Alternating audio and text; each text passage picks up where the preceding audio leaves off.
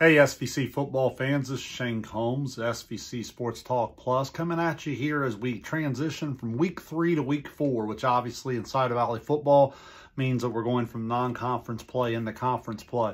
Before I get started, as always, I want to thank Dr. Chris Good for all of his support and helping us be able to give the credit and the overall exposure to our local athletes. And as I look at football, I guess it's a mixed bag. I think the SVC enters week 4 here, 12-12, and I thought at the end of that first week at 7-1, maybe some people overreacted on the high side, and then over the last couple weeks, maybe they've overreacted a little bit more on the negative side. And you ride there in the middle at 12-12, and I guess you are what you are, which is pretty good. You're capable.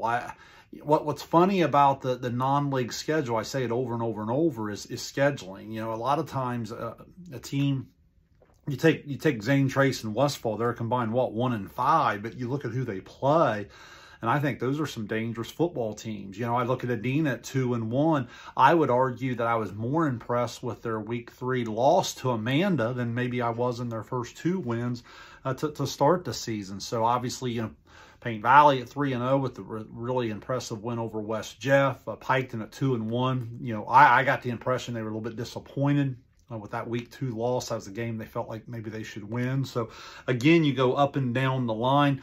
It's kind of who you play when you play them. We've had weather delays. We've had bizarre things in week 2 and week 3. Unioda, the really good win there in week 3 against Waverly. So a lot to like. As we go into conference play. It's interesting. I know I'm really intrigued by the Adina-Zane Trace matchup here to get started. I think this is going to be a game that can be played in about 2 hours. The offensive line play is going to be terrific on both sides.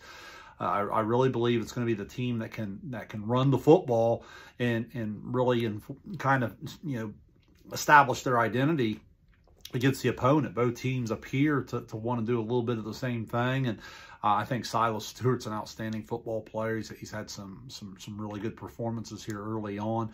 The Dunn kid's a great weapon.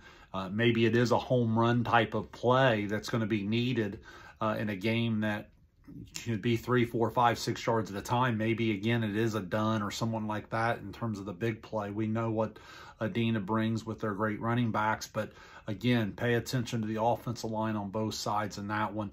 And both teams capable in the kicking game, too, and a game that's most likely going to be close. Don't let the Zane Trace 0-3 start fool you. That's a football team playing through some injuries, play a pretty tough non-league schedule. Very, very capable as they come into SVC play. Excited to see that one. I know you also have Huntington-Piketon. Huntington coming in 1-2, Piketon 2-1. I'm intrigued by this Piketon team. They're playing a higher level of defense this year in spurts. We know how explosive the offensive team. If I go back to when Piketon won the championship there, 2-3 years ago, I remember that group right around the junior year, about halfway through, you could really start to see it happening, and you could tell that over the next year and a half, that was going to be a football team that was going to be really special. I see hints of that here. I don't think they're all the way there, but again, as they come into the halfway point, they have good seniors on the team, but they really have good junior class. I see some hints there. I think it's a really, really scary offensive group. When they hit stride, it's going to be able to put some big numbers up on the board. Then you have Paint Valley, the only 3-0 team entering league play, going to play Southeastern at 1-2. Paint Valley is an intriguing team as well because I think they're improving in so many areas, and I think that's what's scary for a team that averaged 40+ points a game last year. The improvement on the defensive side this year with 2 or 3 new athletes, it's pretty obvious to the eye test. You watch this team fly to the football. I had a chance to really break them down on film, and they're fast, they're physical, and on the offensive side, we know the big 3 of Robertson, Free, and Faber, but what you're starting to see them spreading the ball around. Kane with a big game the other night. There's other guys starting to catch it a little bit too, and again up front in the trenches on both sides, pretty experienced group. Southeastern does have some skill kids.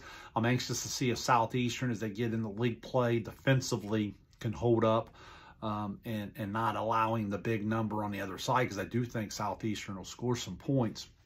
And then Uniota Westfall. I mentioned Westfall in the opening with the tough non-league schedule they play. I think they're really well coached. I think they made nice strides a year ago.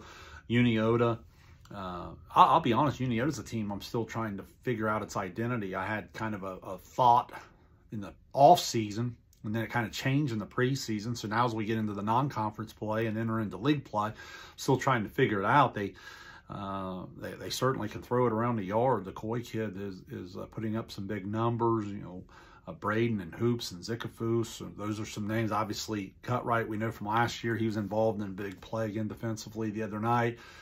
So yeah, it's an intriguing matchup, but I think that Uniota team still very, very dangerous. I think the Amanda loss maybe turned people off for a second, but then they grab people's attention right back the following week with a win over Waverly. So a lot to be excited about. I'm looking forward to breaking it down.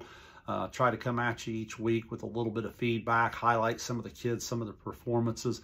In that Uniota Westfall game, I would also throw in, if you haven't had a chance to see Joey Wright run the ball, really, really good back for Westfall. Very, very talented young man. So, again, thank you, Dr. Chris Good, for all the support. I'll continue to come SVC Sports Talk Plus. Make sure you're checking out John Bruce and all the online stuff that he puts there, updating week to week. Thanks, everyone.